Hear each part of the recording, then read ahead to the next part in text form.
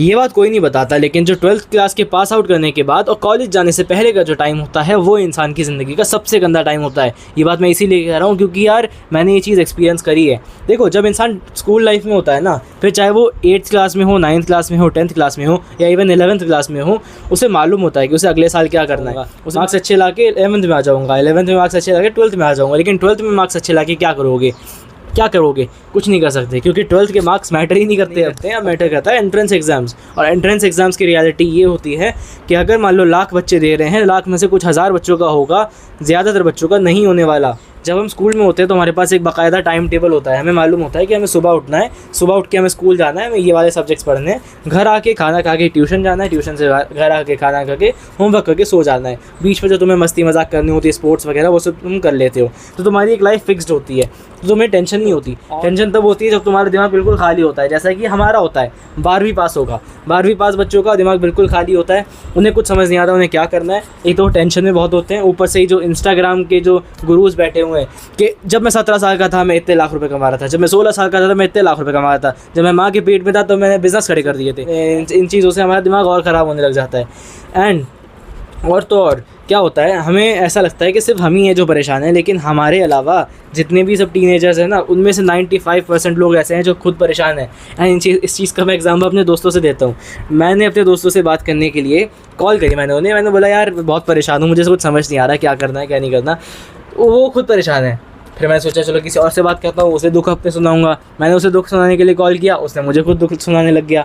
तो मतलब ये सारी चीज़ें बहुत नॉर्मल है, 12वीं पास हो में ये चीज़ें बहुत नॉर्मल होती है। और हमारे लिए कोई सपोर्ट भी नहीं करता। जब हम स्कूल में होते हैं तो हमारे टीचर्स हमसे एक्सपेक्ट करते हैं कि हम अच्छे मार्क्स लेके आएँ, तो वो हमें सपोर्ट करते हैं कि यार ये कर लो वो कर लो, मार्क्स अच्छे आ जाएंगे।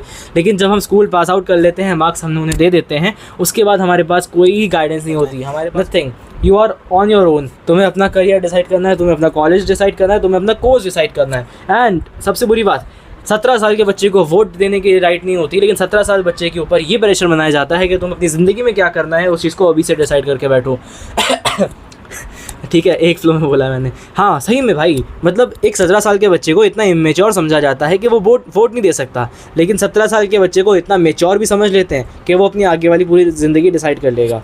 मेरे को तो यार एजुकेशन सिस्टम का इसी समझ नहीं आता। एक तो तुम्हें 12th के बाद कुछ ऐसा कुछ रखना चाहिए जहाँ पे तुम हमें गाइड कर सको। गाइड के लिए हमारे पास यूट्यूबर्स हैं, लेकिन YouTubers are not the part of education system. They are just content creators जो इस तरह से बात कर रहे हैं, जैसे कि मैं भी तुम्हें कुछ बोल रहा हूँ। अगर तुम्हें इस चीज़ से कोई गाइडेंस मिल रही है, कुछ क्लैरिटी मिल रही है, तो वो मेरी वजह से मिल रही है, वो एजुकेशन सिस्टम की वजह से नहीं मिल रही है। तो हियर इज समथिंग जो हमारे एजुकेशन सिस्टम में कमी है, क्योंकि यार वो कैटर करता है उन लोगों को जिनके मार्क्स बहुत अच्छे आए, जो लोग जेईई मेंस के अंदर टॉप रैंकर्स होते हैं, 98-99 परसेंटाइल वाले होते हैं, जो लोग सीयूईटी के अंदर 98-99 परसेंटाइल 900-800 नंबर वाले होते हैं, उनको कैटर करता है। उसके बाद जो हज़ारों लाखों बच्चे जो उसके बाद हैं, उनको कोई कैटर नहीं करता। वो सिर्फ परेशान होते हैं स्ट्रेस में, प्रेशर में और एंजाइटी में। क्योंकि मुझे पता है कि तुम भी इसी एंजाइटी में हो, और इस चैनल के ऊपर मैं अगर तुम्हें इस एंजाइटी से बचने के लिए कुछ इस तरह के टिप्स देने लगूंगा, तो मेरी भी एंजाइटी कम होगी, तुम्हारा भी स्ट्रेस कम होगा। सो प्लीज़ सब्सक्राइब कर लो इस चैनल को, और इसके ऊपर और बहुत सारी वीडियोस ऐसी आने वाली हैं। अदरवाइज़ अगर तुम्हें लगता है कि तुम्हारी ज़िंदगी में कोई ऐसी प्रॉब्लम चल रही है लेकिन कोई इसे सॉल्व नहीं करता, तो प्लीज़ कॉमेंट करके बताओ, मैं डिस्कस करके हम लोग उसे सॉल्व कर सकते हैं, है ना। Please subscribe to this channel hydra.